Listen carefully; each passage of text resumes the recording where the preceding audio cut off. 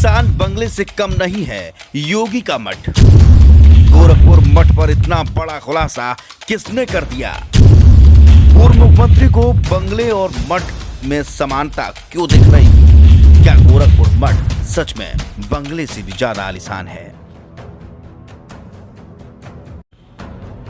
CM Yogi Adityanath ने पिछले मुख्यमंत्रियों पर सत्ता में आने के बाद बंगले बनवाने को लेकर बयान क्या दिया? सियासत गर्मा गई है। पूर्व मुख्यमंत्री मायावती ने गोरखपुर स्थित मठ को लेकर योगी को घेर लिया है। मायावती ने खुला आरोप लगाया है कि सीएम योगी गोरखपुर में जिस मठ में रहते हैं वह आलीशान है और किसी बंगले से कम नहीं है। इसको लेकर चर्चा छिड़ गई है कि आखिर मठ में आलीशान क्या है और क्या सुख सुविधाएं के लिहाज से भी कोई खासियत है। मठ के बारे में हम आपको बताएं उससे पहले योगी और मायावती की जुबानी जंग सुन लीजिए। दरअसल सीएम योगी आदित्यनाथ ने गाजियाबाद में चुनाव प्रचार अभियान के दौरान कहा कि सरकार के सत्ता में आते ही पूर्व मुख्यमंत्रियों ने अपने मंत्रियों के लिए बंगलों का निर्माण करवाया था, लेकिन राज्य में भारतीय जनता पार्टी की सरकार के किसी भी मंत्री ने लिए हुए बंगले नहीं बनवाए, बल्कि राज्य के 43 लाख गरीब लोगों को आवास प्रदान किए हैं।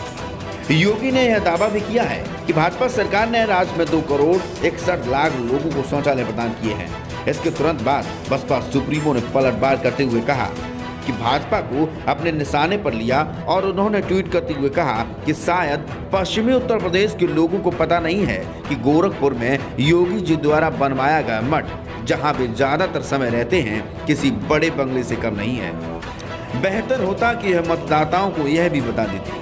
मायावती ने अपने अगले ट्वीट में बसपा सरकार की उपलब्धियों का वर्णन करते हुए कहा, यह भी बेहतर होता कि आदित्यनाथ अपनी सरकार की तारीफ के साथ साथ बसपा सरकार द्वारा जनहित से जुड़े कार्यों का भी जिक्र करती।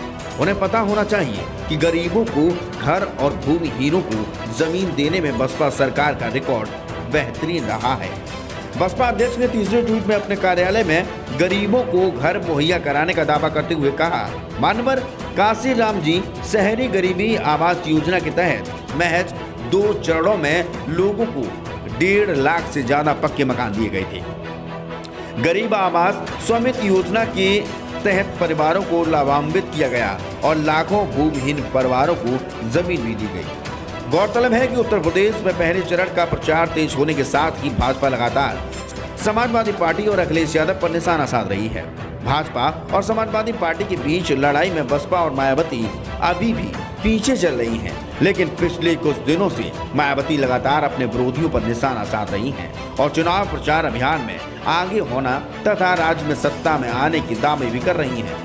अब मठ के आलीशान होने और सीएम योगी के रहन सहन के तरीकों पर भी सवाल उठाए जा रहे हैं। दरअसल मुख्यमंत्री योगी आदित्यनाथ जिस मठ से जुड़े हैं उस मठ का अपना अलग महत्व है। मुख्यमंत्री योगी गोरखपुर मठ के गोरख पीठाधीश्वर हैं। मठ के कारण ही गोरखपुर नगर का नाम पड़ा है। 52 एकड़ क्षेत्र में फैला हुआ गोरखपीठ धार्मिक, सामाजिक और राजनीतिक क्षेत्र में समय समय पर योगदान देता रहा है। नाथ पंथ की योग परंपरा के कारण यह पीठ पूरी दुनिया में प्रसिद्ध है।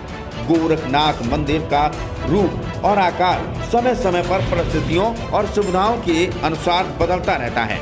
शिव गोरक्ष की ओर से त्रेता युग में अखंड ज्योति जलाई गई थी, जो आज तक यह अखंड रूप में जल रही है।